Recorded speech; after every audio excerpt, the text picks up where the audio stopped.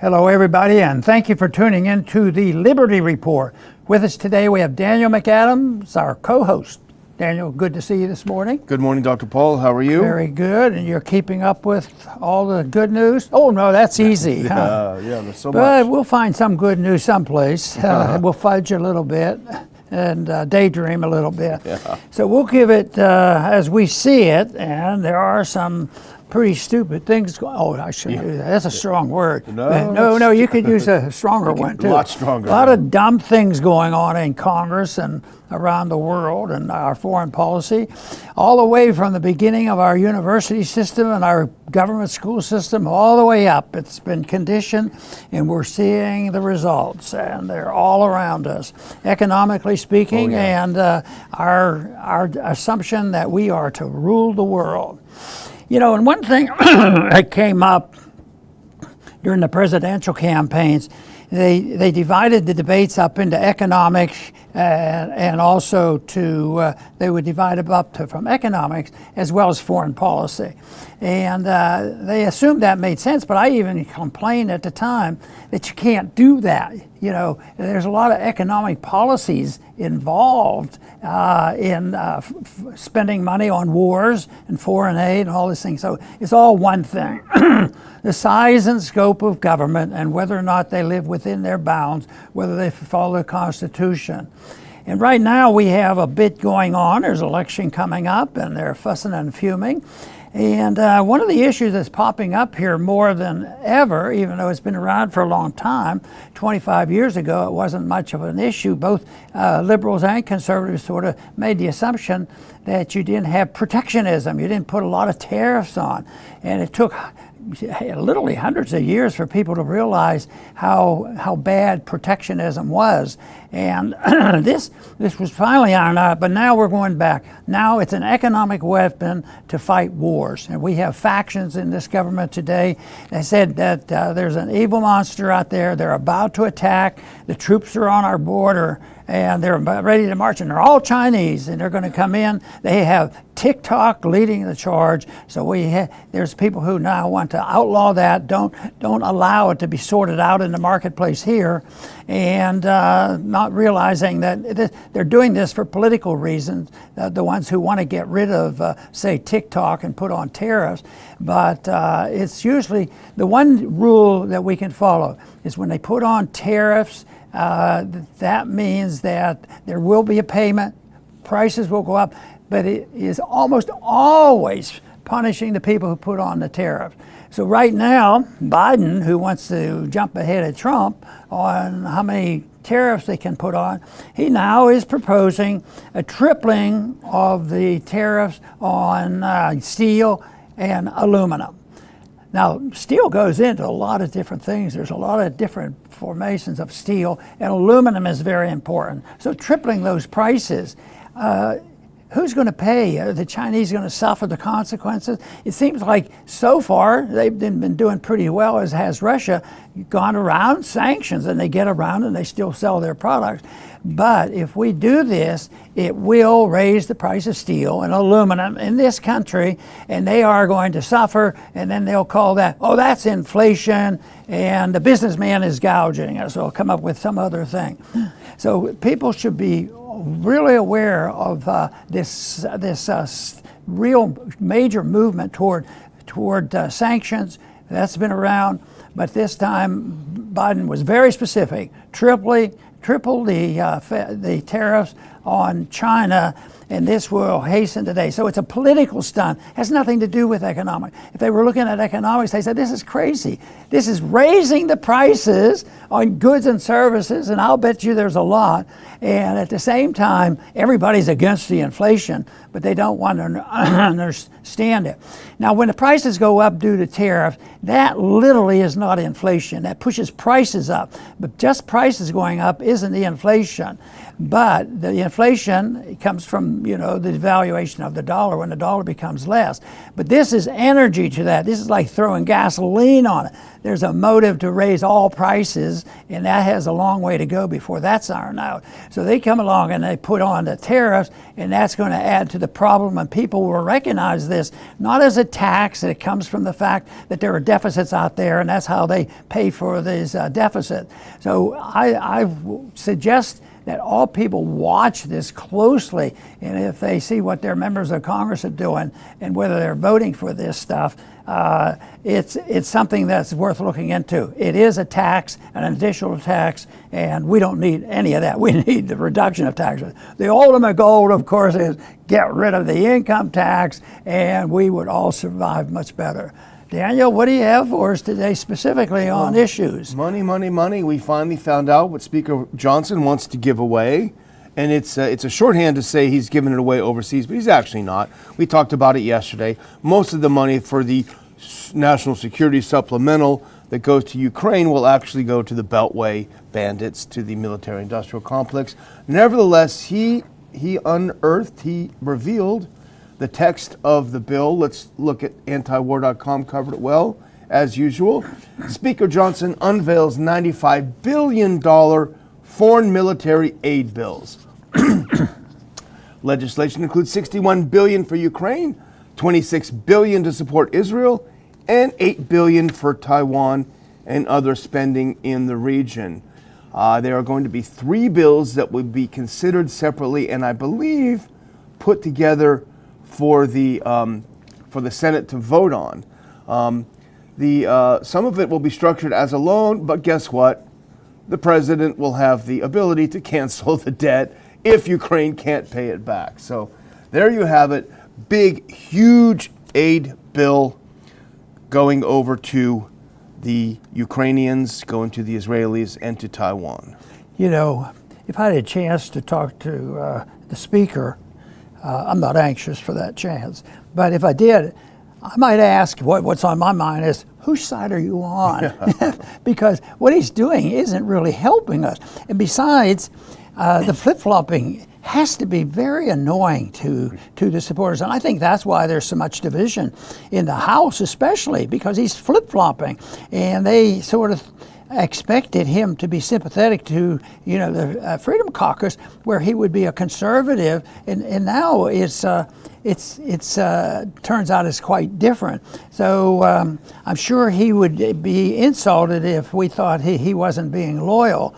I think he probably believes and is loyal to the country, but what he's doing is undermining, the country as well, and our economy and the economic system. I don't think he does much benefit for the Republican Party. So this is serious, but you went over this yesterday. You mentioned it already today.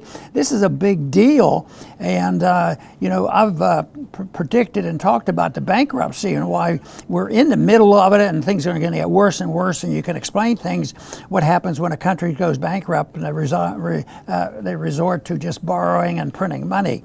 So that is the case, but this is something that becomes very political, and with not a strong resistance to big government, not a good understanding on economic policy, and the procrastination as well as the willingness to chuck their beliefs and what they've told their constituents, what they even told their colleagues, is nothing but trouble.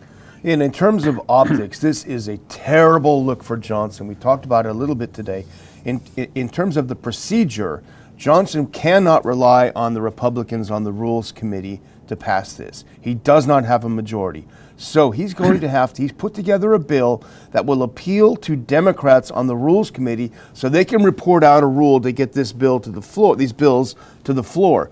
So a lot of members, and I don't have a clip, but several members I know that I've read on Twitter are furious. They say, Speaker Johnson, is he working for the Republicans or the Democrats. Now, we're nonpartisan, but nevertheless, when you see this happening, when he reaches over the aisle, as you say, not to bring people together, but to give up, all of your values, especially as a conservative, then you've got a real problem, and a revolt is really brewing.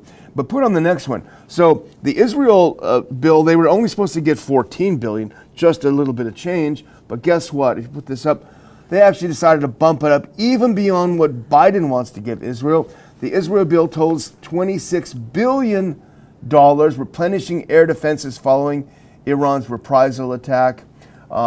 This is 300% of our normal yearly tribute to Israel. So they're going to get 3 years worth of our money just in this bill to help them buy more bombs because Gaza is not flattened enough. But a couple of other things in here, Dr. Paul. If you go to the next one, and I wasn't familiar with this representative, but he put out some good tweets. Representative Andy Ogles from Tennessee, he found something in the bill that's pretty nasty. It isn't just a Ukraine supplemental that's America last.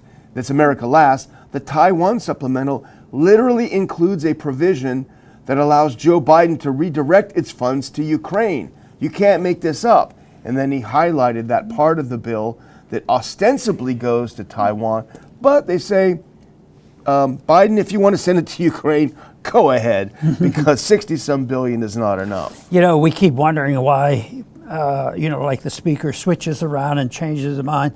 And I think we've talked about this, that he had a couple meetings with the big guys, probably from some people who were representing the deep state, and said, you have to do it. And he did. He came back and he switched around.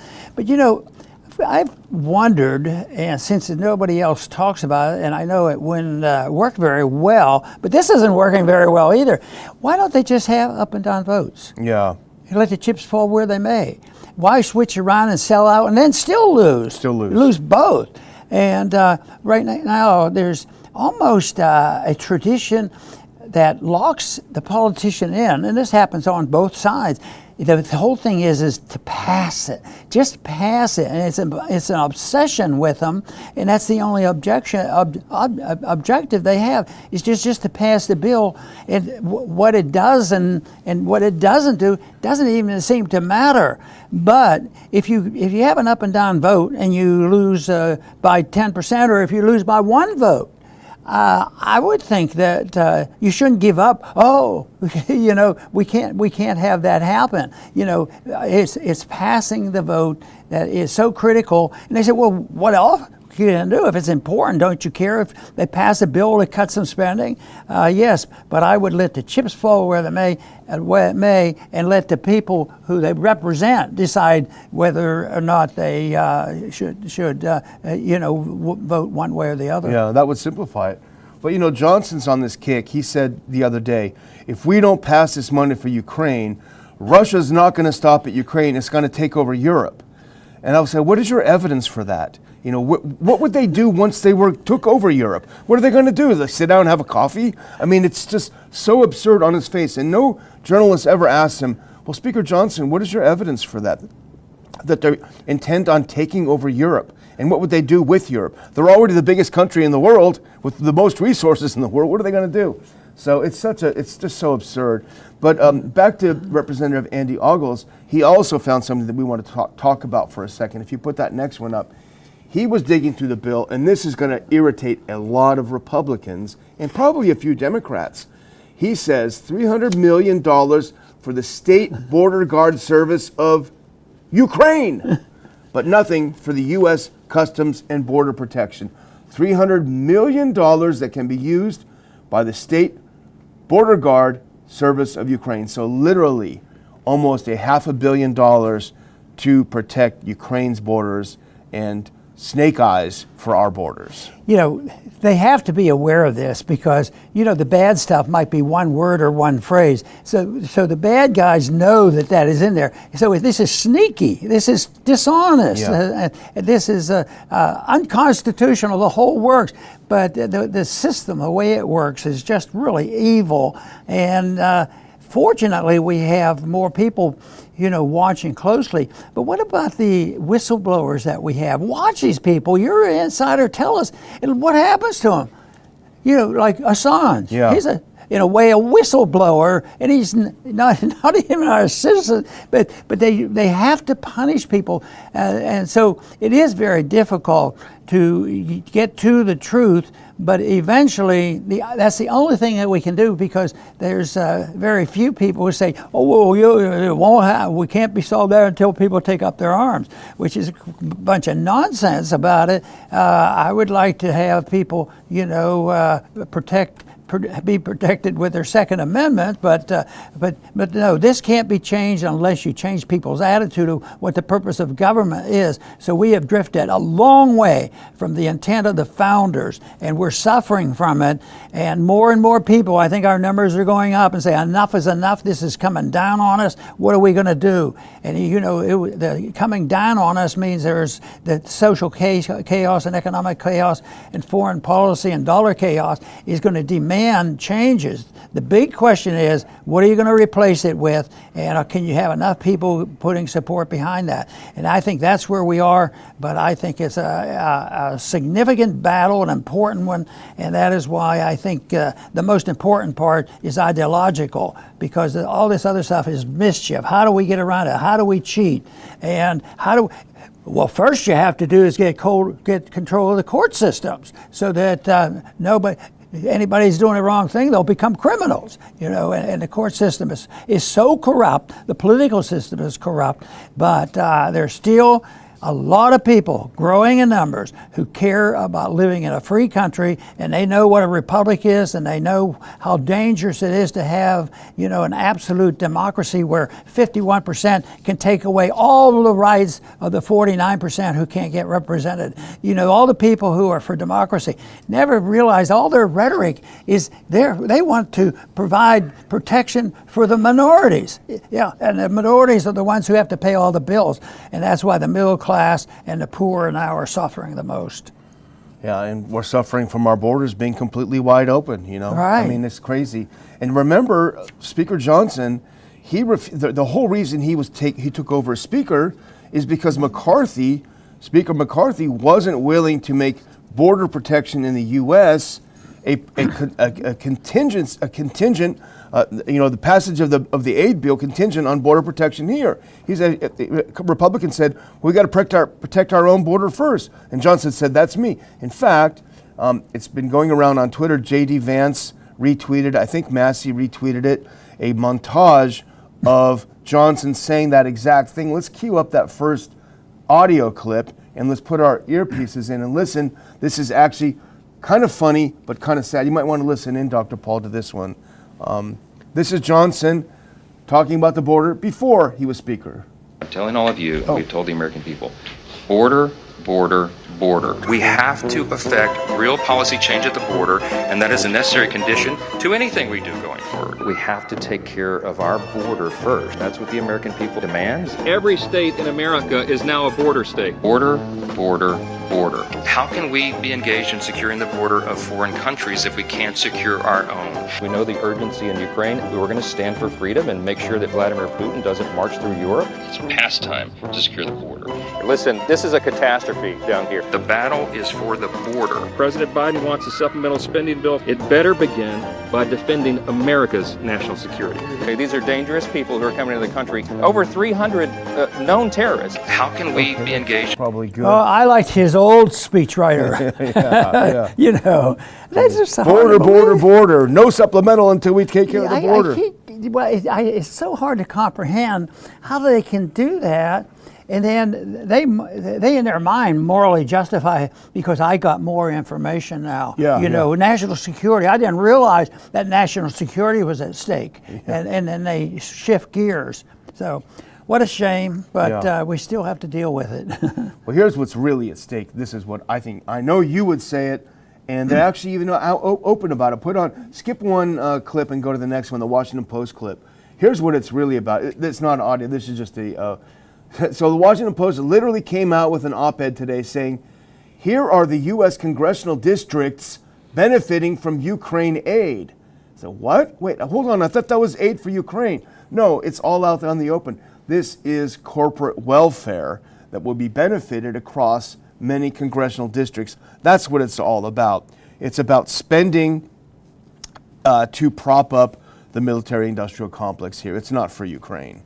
Boy, that's for sure. So, a picture is worth a lot of it is. value to see what's going on. And of course, we've been making that statement, but when you see that map, but we've said they this brag about it. Oh, you know, the way they build weaponry, they pass out the contract. So these are contracts usually, but it's always this pretense. And okay, we're going to make the world safe for NATO, and they talk people into it because it's still rather sacred not to criticize NATO. Yeah. I mean, there's a little bit more tolerance of that, but just think of the abuse of the principle of NATO. Robert Taft knew what he was talking about from the beginning. Watch out, don't even get involved. That'll involve us for a long time. Yeah. And we're deeply involved. Well, you always talk about the people who vote for the war should have to go fight them. I just threw this in here because it's funny and it goes along with what you said. Put on that next clip. Marjorie Taylor Greene, again, sometimes she's good, sometimes she's not, but this is pretty funny. She said, if you want to fund endless wars, you should have to go fight them. That's why I'm introducing an amendment that would require any member of Congress who votes for the multi-billion-dollar Ukraine supplemental to enlist in Ukraine's military. So if you vote for this turkey, you go fight, you know. It's probably better than letting these poor Ukrainian kids go fight. She's going to get into trouble. She is going to get in trouble. Well, speaking of trouble, this is something that we wanted to bring up. How bad is Johnson doing in bringing this to the floor? Put on that next clip. He's doing so bad that his BFF is now Chuck Schumer. This is Chuck Schumer reportedly bragged to his colleagues that Speaker Johnson gave Democrats everything they wanted with this $95 billion Ukraine foreign aid bill. He's out there bragging about it. You know, and you mentioned the word loan earlier on, but that is where the real scandal is on how they do this. Yeah. You know, the money goes to the states and people outside, and they do the wheeling and dealing. So, and Trump got involved in this too. He said, "Why don't we just make a loan to them?" Yeah. And you know that is the best word I could describe that is it's a joke. Yeah. That's a big joke. Who's going to believe that? But you mentioned that they can renege on their payment of that. By November, the president can cancel half of it, and it's canceled. And then the rest of them in 2026, you can get rid of it. You know, they're lining up. They're doing it early, a lot earlier than the student loans. They're still, you know, figuring out how to stop all those payments. So the other thing is, I wonder what interest they're paying. Yeah, really. That becomes you know just nonsensical because there's not going to be repayments. There's not going to be any interest paid, and that to me is just unbelievable for people to put up with that. And that's why the people who are now being more firm in the House, we ought to wish them well. And like I say, they ought to vote it up or down and find out where the chips will fall, because that's the whole thing about the speakership. So, because the one thing that they haven't realized that, we weren't as broke as we are now, and that the people can be converted, and too many people aren't voting on principle. But right now there are more and more people. There are a lot more hardcore constitutionals in Congress than when I was there. There were some good people there, but unfortunately there was no real victories when it came to this. This could turn into a victory, and some of the responsibilities now are falling on that hardcore group. Yeah. And we hope they can prevail. But we want to do a follow-up of what we talked about yesterday, and this is it's a good op-ed. It appeared in Real Clear Wire. And it's by, I don't know if you remember the member Bob Goodlatte from Virginia. He seemed like a decent fellow, as I remember. Yeah. Quiet, not a loud mouth, but he wrote a great op-ed. And if we can put it up here, Senate can stop expansion of government surveillance is the name of the of the op-ed, and he wrote it with Mark Udall. Udall was also in the House, wasn't he? Yes. Yeah. So it's a good article. Go to the next one now. Here's what he talks about.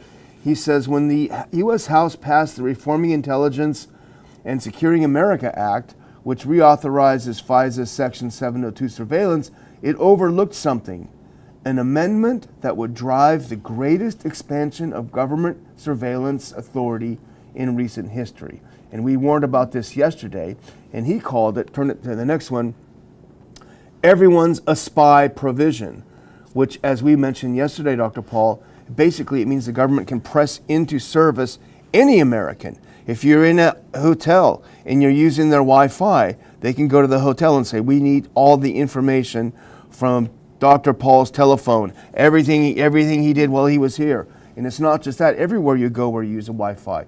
We talked about yesterday, your plumber, your gardener, they could go and say, we need you to spy for us against Dr. Paul, and you don't dare say a word about it to anyone or you'll go to jail. And so what they're saying, Goodlatte and Udall, is we can still stop this. Yeah, that's good news if we can help them along and encourage them. But you know, the privacy issue is fascinating because sometimes they throw that out like it's separate from everything else.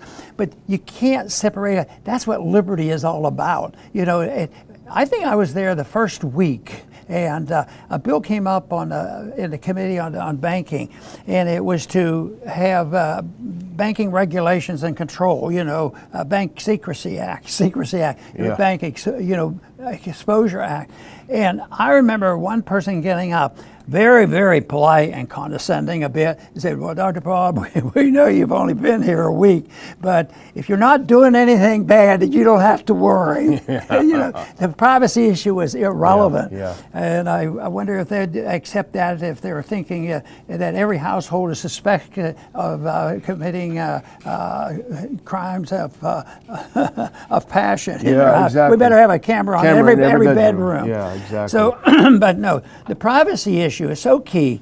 It's being undermined, and the FISA issue is on the table right now because we are, like I mentioned yesterday, on the verge of the police state breaking out. And you know, if they can do this, but they know that they had to be a little bit cautious. That's why it's wonderful that somebody caught this, and there's still a chance. So let's hope the Senate wakes up on this thing and does something and put some resistance to this. You know, I was looking at this amendment, and Mike Turner, the chairman of the House Permanent Select Committee on Intelligence, HPSI, he's the one that put in this amendment that had this spy on your neighbor bill, the Stasi bill, really, provision. But he slipped it in there, and from what members say, the language, and you remember this well, was very opaque.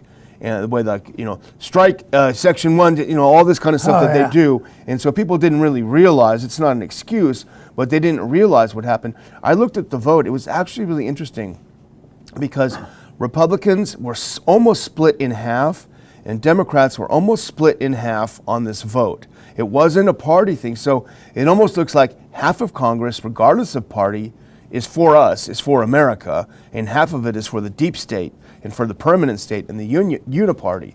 And they many times on most of this, you know, whether it's the Patriot Act or whatever, it's this whole effort of national security and scare them to death because if you don't do it, you know, we are going to have problems. Yeah, like we don't have problems now. We're going to have problems if we don't have any decent understanding of laws and courts. And now we're a lawless society, and a lot of people suffering from that. And that puts a damper on the freedom of speech. Yep. You know, we have to even admit on occasion, you know, well, you know, especially during COVID, we just didn't want to go looking for trouble, you know. But I think we tried to get the balance out and get the truth out regardless. But it's so intimidating. And I still marvel at how valuable it is for a leader to stand up and say what everybody has been thinking, but they were a little bit intimidated. It's at some of those meetings that were occurring when they finally got sick and tired of all those regulations for COVID, that's one person in a meeting could make all the difference in the world. And I think I think that sort of supports the whole issue. If it's an idea and a principle whose time has come, they can't stop it. And I always think, well, we have tools and we still have access to the computers, but just think the founders did it with pamphlets. Yeah, and quill pens. Yeah, boy. So magnificent. But one of the things they're going to do to try to get this through, and you know this very well, they have to convey the sense of urgency. We must act before the 19th of April or Hezbollah is going to take over America. Well, this is from the same article from Goodlatte and Udall. Put up that last clip if you can, because they shine the light on this nonsense. They say the intelligence community is pressing the Senate to act before this authority lapses on April 19th. But the agencies have already secured permission from the FISA court to continue conducting Section 702 surveillance in its current form until April of 2025. So the Senate has plenty of time to act with deliberation. It can boldly strike this toxic everyone's a spy amendment. And considering the popularity of adding a warrant requirement for searching and for accessing Americans' communications caught up in Section 702 databases, it should do this as well. So this is important. Look, they're going to say, we got to do this tomorrow. But as they point out, no, they've got a whole year to deal with this. Take your time, Senate. Strike out this bad stuff. Put in a warrant. And at the very least, we'll have a little bit of protection. I just wonder about somebody coming along and say, oh, no, that's not authentic enough. They can't do it because they can't change it. That has to have legislation change this. But anyway, it's out on a table, and that at least is helpful for people to deal with it. Yeah, well, I'm going to close out by thanking everyone. I'm just looking at the chat a little bit. It's nice to see very active as usual. Thanks for listening to the Liberty Report. I see over here only 76 thumbs up. Come on, guys. We're working hard over here. Sweat is dripping on the table. Please give us a thumbs up if you're watching the show. And thanks. And for me, I'll see you next week. Very Dr. good. Paul? Very good. And I, too, want to thank all our viewers for tuning in today because we depend on you. We need encouragement, too, because some of this stuff can be depressing. But we also talk about the good things that are happening. And I think that it's out there. And I still look at the total numbers of people who are still interested and have a growing interest. I was certainly encouraged at our meeting, our conference this past weekend with our supporters, because there's a lot of enthusiasm there. So I want to encourage everybody to keep it up, find some friends, but that message has to be spread because it won't spread on its own, and people need a little encouragement because it sometimes takes a little bit of a boost for people to say, you're right, we need to speak out. So I encourage you to do that because if we're interested in peace and prosperity, I believe one of the best things that we can do is promote peace and prosperity through the Liberty Report. Thank you for listening, and please come back soon.